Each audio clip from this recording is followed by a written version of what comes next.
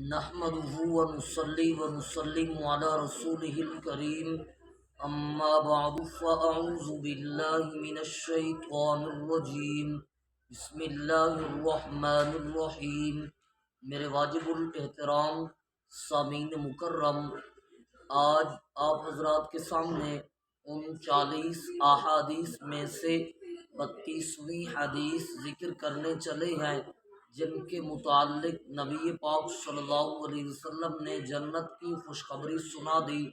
نبی پاک صلی اللہ علیہ وسلم نے ارشاد فرمایا، مسلمان قوم کو چاہیے کہ ان پر جو اللہ کی جانب سے تکالیف اور مصائب آتے ہیں ان کو صبر کرنا چاہیے، اللہ کے فیصلے پر راضی رہنا چاہیے۔ میرے واجب الاحترام، اگر ہماری آج کی حدیث آپ کو اچھی لگی، پیغام اچھا لگا تو ہمارے ویڈیو کو لائک اور شیئر ضرور کرنا۔ جزاکم اللہ خیرہ۔